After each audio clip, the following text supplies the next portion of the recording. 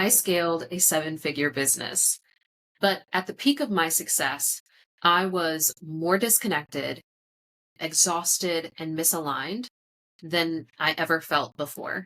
So I did something that most people would call crazy. I burnt it down. In our conversation today, I'm going to dive into my real life experience with the collapsing of my own identity and what's shifted since then.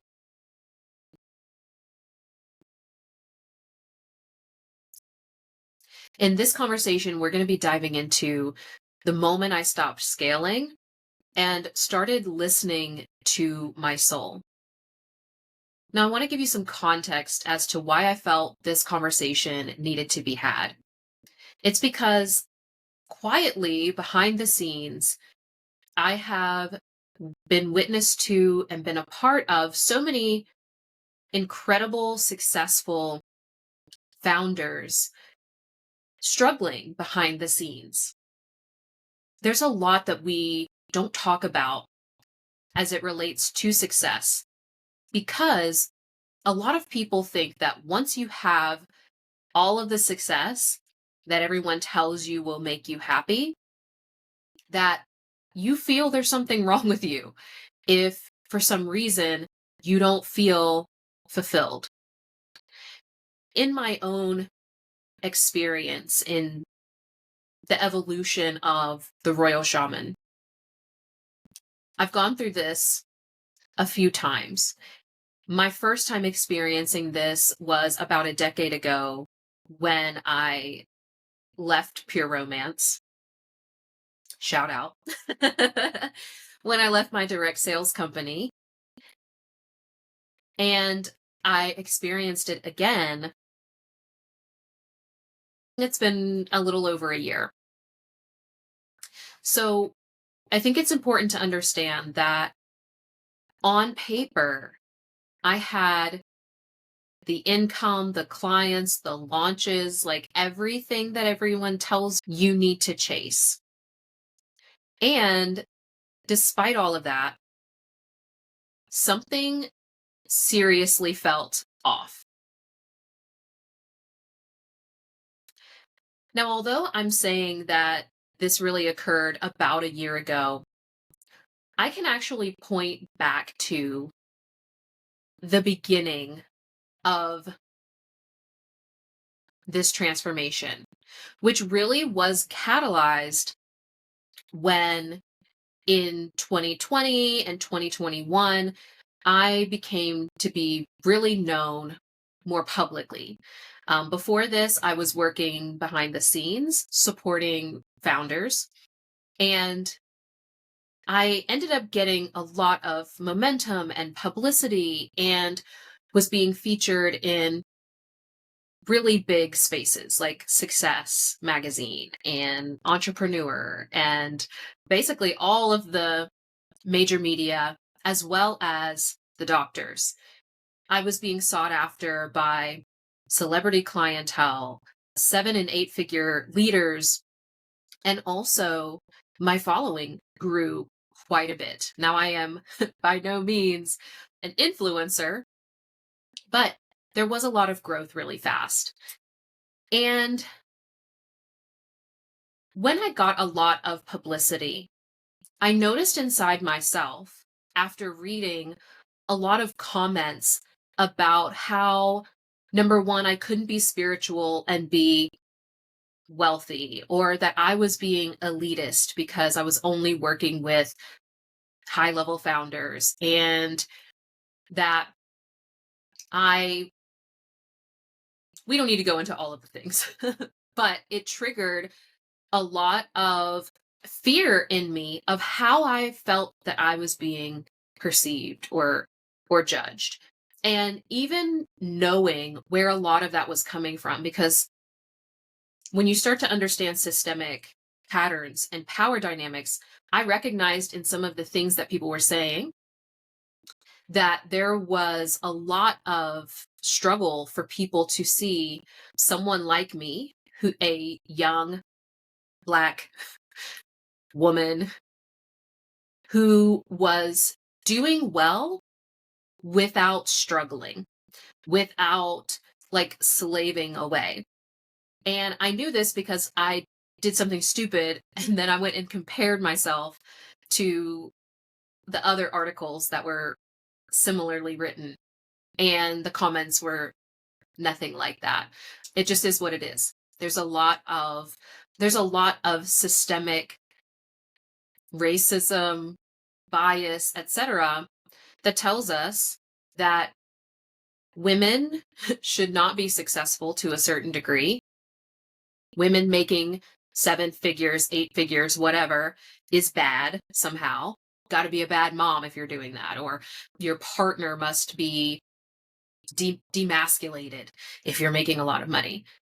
And also, of course, there's racial history that many people still unknowingly hold this perspective that just Black people in general, or people of color as well, should not hold wealth. I see it. I follow Jackie Ina, and oh my gosh, her comments.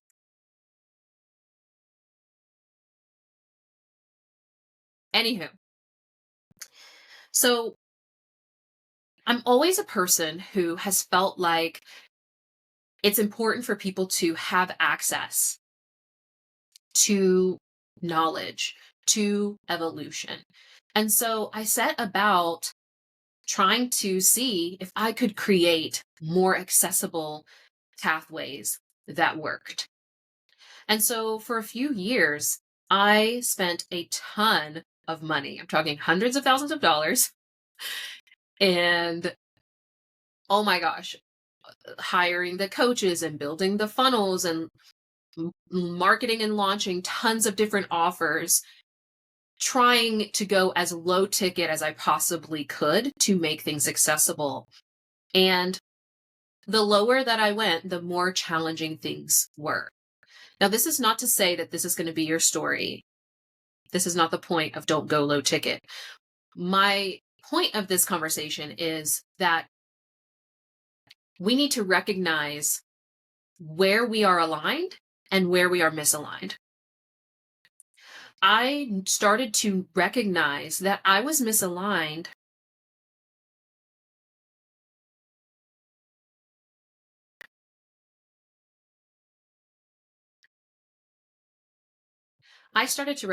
that I was feeling misaligned because there was, in certain spaces and with certain clients, I found myself constantly feeling a need to overgive and to people please and try to do and create all of the things to make people happy.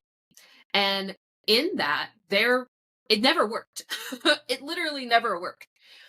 And so I was blessed to have this dual experience because I still had my high level clientele who are mostly behind the scenes, and I keep them more private simultaneously while I am trying to scale these more accessible offers. In my higher proximity spaces, these clients are literally activated by our co-creation. They are creating amazing things and they're giving me the feedback of just glowing reviews on saying things like, I've worked with a gazillion coaches, but you're like the 0.00001% who really sees me. I've had others say, oh my gosh, you're like the shamanic Steve Jobs for my ability to bridge both the energetic and the strategic at a very high level. And those clients felt so light and there was so much flow.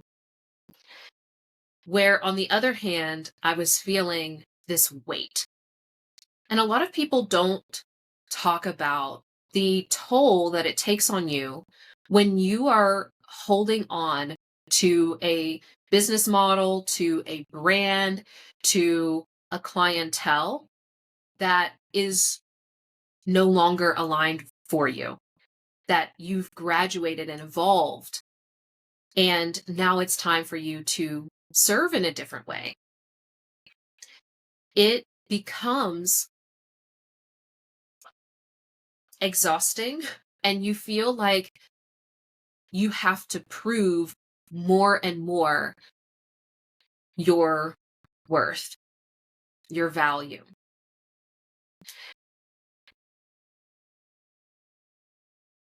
What I didn't recognize at first, but what I ultimately ended up discovering, because really at the root, so much is identity. There was a part of me that was still holding on to the version of myself who wanted to be seen as the nice girl, who wanted to people please and make people happy with her and make people like her. The version of me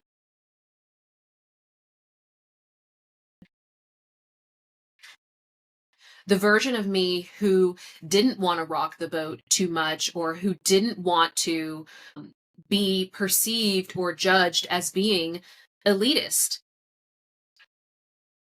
It was that identity that was keeping me from really claiming the mastery that I was demonstrating with this group of clients and trying to get other clients to see my value.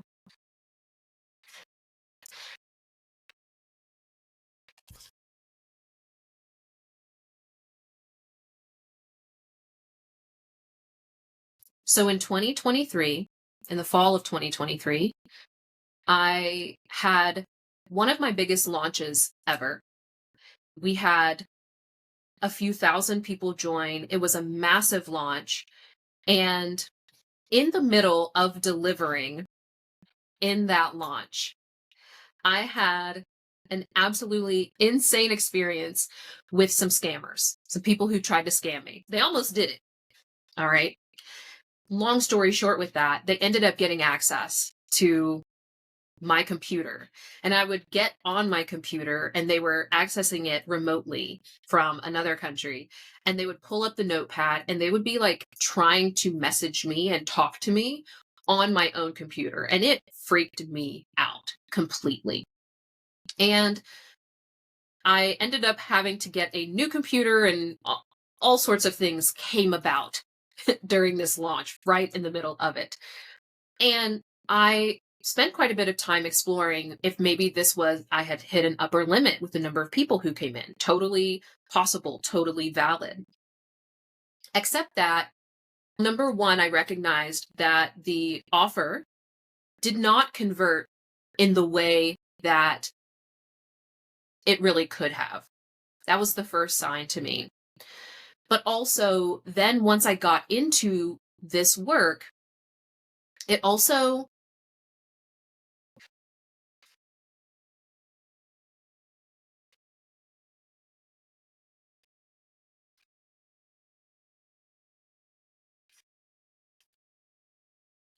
once I really got into this work, even though I really enjoyed the process, I always really enjoyed teaching.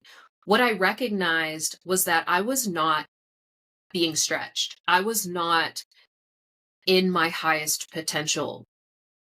The greatest genius was not coming out of me. This genius that I knew was coming out in other spaces with certain clientele. And so a little over a year ago, I decided to let most of that go and just release it. And it was funny because many of the clients who were working with me at that time also felt like this chapter had ended. And it was a beautiful just releasing. And I have been working behind the scenes, continuing my work with very few clients. And what I discovered in this process was that this was not just about business. This was not just about the model. This was not just about creating a new offer or a new funnel to make it better. Because over the last year, I tried so many pathways. It wasn't until I really dug deep at an identity level and began to recognize that there was a version of me that was ready to be released, and then did the energetic restructuring and recalibrating internally, that then I could see clearly the pathway forward. I could see more clearly who I am best suited to activate in this next unfolding. I was able to see very clearly the simple business model and business structure that would effortlessly carry my ideal clients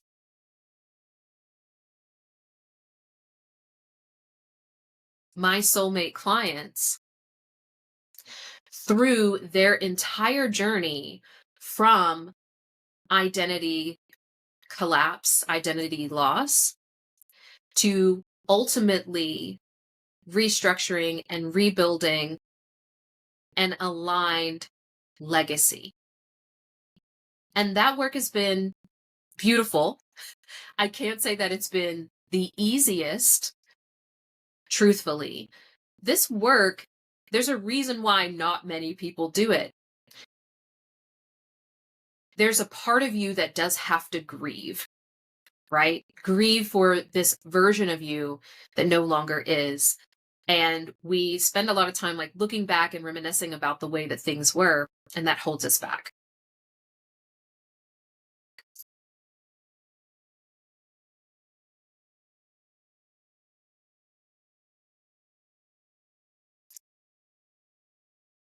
So the truth that no one really talks about is that success is not the end.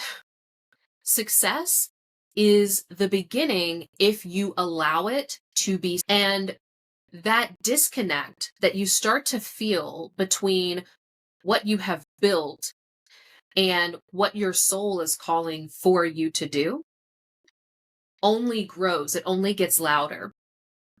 I have firsthand seen people spend years avoiding the process, scared that they're going to lose it all.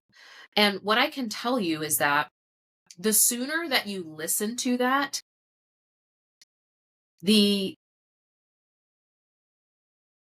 more easily the transition, the reinvention can happen. The more that you just surrender to the process and allow yourself to come into alignment, it is so much more expansive than brutal when we stop fighting the flow that's trying to come through.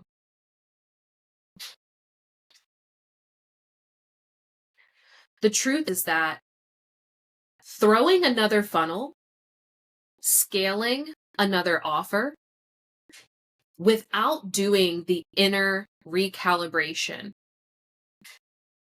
will simply mean that you are scaling something that is already misaligned.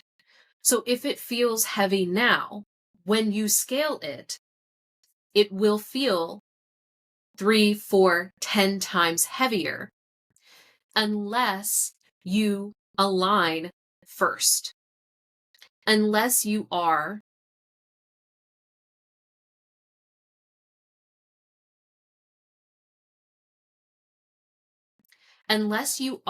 building something that matches your soul. This is really what sovereignty is all about. It is about letting go of performance and who you think you should be and what people want you to be and what the market expects from you. And instead, aligning and attuning to who you truly are, what your real genius and calling and legacy is in this life.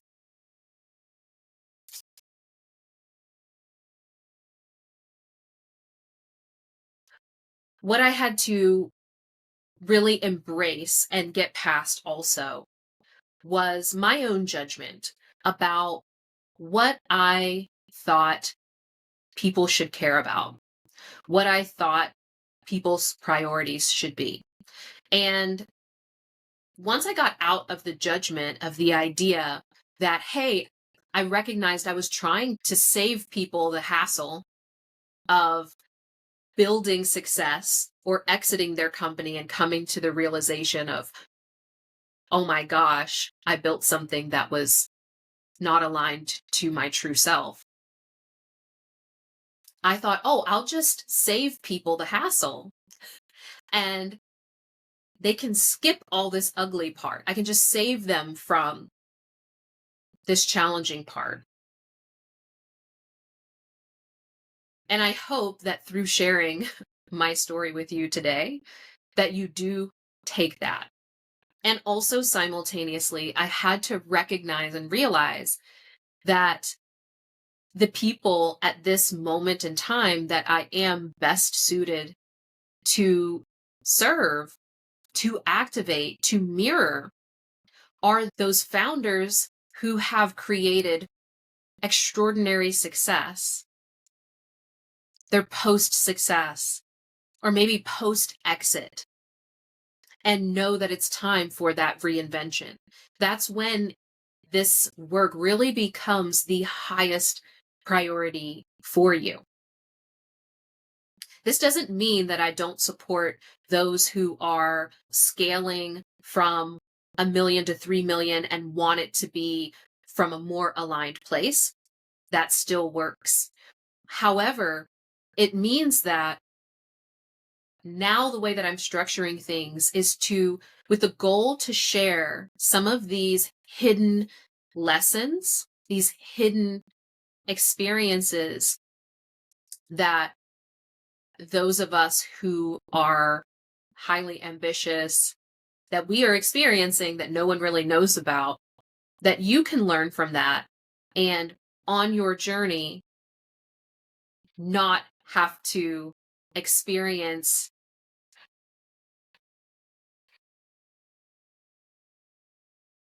the collapse to the same degree that some of us have had to experience it.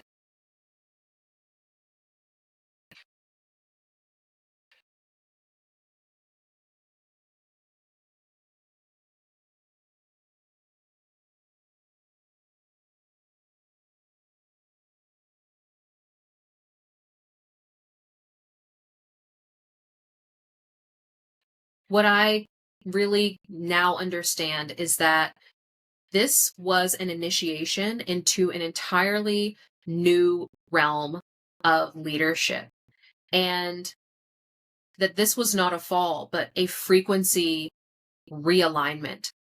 And I do know that more and more this is going to be happening because so many of us have our identities wrapped up in systems that were never meant to serve us. Women were never meant in this system to succeed to the level that we have. Those of us who grew up in poor backgrounds and were able to escape that were never meant to succeed to the heights that you have succeeded. So why would it make sense to continue holding on to ways of thought and ways of being that were actually designed to keep you from your greatness?